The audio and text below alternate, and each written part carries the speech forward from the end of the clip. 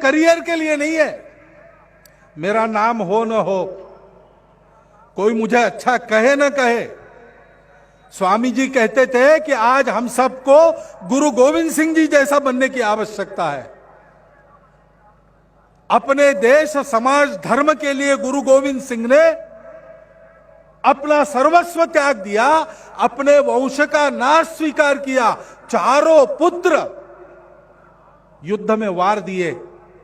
इसके बदले में समाज ने उनको स्वागत नहीं दिया, स्तुति नहीं दी।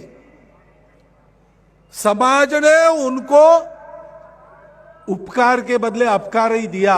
लेकिन उस समाज पर बिल्कुल गुस्सा न होते हुए, निंदा का एक शब्द मुख से न निकालते हुए, दक्षिण में आकर गंभीरता पूर्वक जब मृत्यु आई तब उसका सामना करके चले गए। अपने समाज के प्रति इतनी अपार आत्मीयता मन में लेकर चलना पड़ेगा, उसके लिए जीवन लगाना पड़ेगा, और ये प्रामाणिकता से करना पड़ेगा। क्योंकि बातें करने वाले आप जानते हैं बहुत मिलते हैं, करने वाले कम मिलते हैं। करने वाले लोग आपके सामने उपस्थित किए हैं सार्धशती सेवा समिति ने, वो चुनाव लड़ने वाले लोग नहीं है, वो करने वाले लोग हैं। हमको ऐसा बनना है।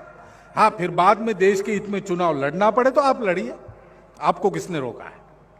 राजनीति भी जीवन का एक अंग है, लोगों को उसको समझना पड़ता है, अपना अपना निर्णय उचित रूप से लेना पड़ता है। ये सारी बातें आप करें, लेकिन आप ध्यान इस पर दें कि लोगों को चुनने का अधिकार भी तब हमको प्राप्त होता है जब जिसको चुनना है उससे जो अपेक्षा हम करते हैं वैसा कुछ हमारे जीवन में रहता है।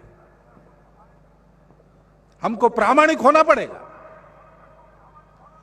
हम प्रामाणिक बनेंगे तो फिर टुच्चे और लुच्चे लोगों की चालाकी भी पहचानने का सामर्थ्य हमारी दृष्टि में आ जाएगा। नहीं तो कोई भी आके हमको भरमा ले जा सकता। और इसलिए यह शक्ति की उपासना पहली बात। दूसरी बात, उसके साथ शील चाहिए, चारित्र्य चाहिए। शील विहीन शक्ति यानी रावण की शक्ति। समाज के प्रति आत्मीयता है तो शील आ जाएगा। अपने करने का अहंकार अगर आप में आ गया तो आपकी करनी राम की नहीं रहेगी, वही करनी आपकी रावण की बन जाएगी।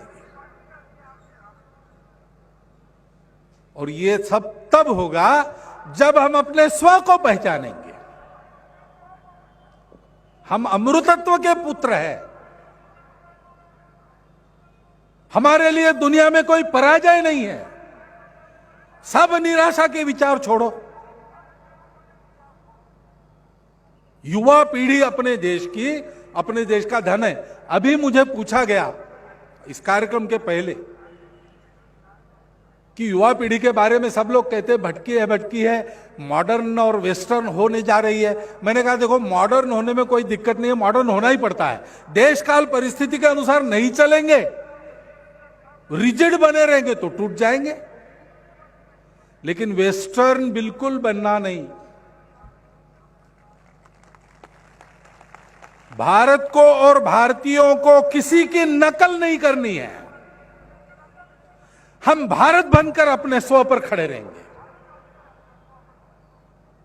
सारी दुनिया का खोया हुआ संतुलन वापस करने का काम करने वाला विश्व गुरु भारत, उसकी विरासत लेके हम चल रहे हैं। हमको क्या जरूरत है दूसरों की नकल करने की।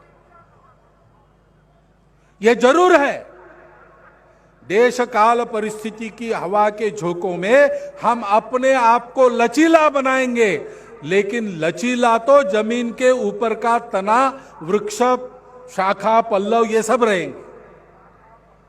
लेकिन जिस जमीन में हमारी जड़ें हैं, वो जड़ें उस मिट्टी को रत्ती भर में नहीं छोड़ेंगी।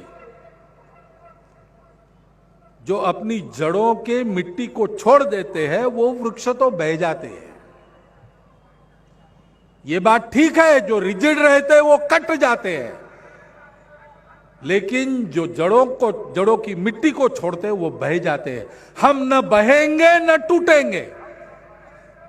हम अपनी जड़ों पर अपनी जड़ों की मिट्टी में अपने दोनों पैरों को पक्का रखेंगे और फिर आधुनिक दुनिया के आधुनिक समय के अनुसार अपने आप को लचीला बनाकर उन जड़ों के जीवन रस के आधार पर सुंदर फल, सुंदर पुष्प दुनिया को प्रदान करेंगे।